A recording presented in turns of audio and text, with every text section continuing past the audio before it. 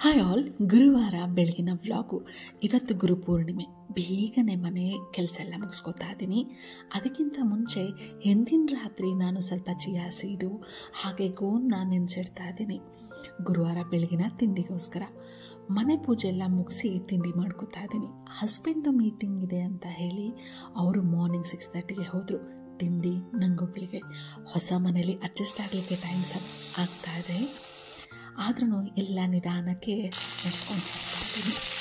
ತಿಂಡಿ ಎಲ್ಲ ತಿಂದಮೇಲೆ ಹಸ್ಬೆಂಡ್ ಮಧ್ಯಾಹ್ನ ಊಟಕ್ಕೆ ಬರ್ತೀನಿ ಅಂದರು. ಅವರಿಗೋಸ್ಕರ ಹಿಂದಿನ ರಾತ್ರಿ ಹಲಸಂದೆ ಕಾಳು ಸ್ವಲ್ಪ ನೆನೆಸಿಟ್ಟಿದ್ದೆ, ಅದ್ರ ಸಾಂಬಾರು, ಹಾಗೆ ಈ ಒಂದು ಆಲೂಗಡ್ಡೆ ಫ್ರೈ, ಆಲೂಗಡ್ಡೆ ಹಳದಿ ಹಾಗೆ ಸ್ವಲ್ಪನೇ ಮಸಾಲೆ ಹಾಕಿ ಮಾಡೋ ಒಂದು ಈ ಪಲ್ಯ ತುಂಬಾ ಟೇಸ್ಟಿಯಾಗಿರುತ್ತೆ. ಅದ್ರ ಜೊತೆ ಸ್ವಲ್ಪ ಮೂಲಂಗಿ ಸೊಪ್ಪಿನ ಪಲ್ಯ, ಪಕೋಡ ಮಾಡಿದ್ದೆ. ಊಟ ಎಲ್ಲ ಆದಮೇಲೆ ಸಾಯಂಕಾಲ ನರಸಿಂಹಸ್ವಾಮಿ ದೇವಸ್ಥಾನಕ್ಕೆ ಹೋಗಿ ಬಂದೆ. ಮನಸ್ಸಿಗೆ ತುಂಬ ನೆಮ್ಮದಿ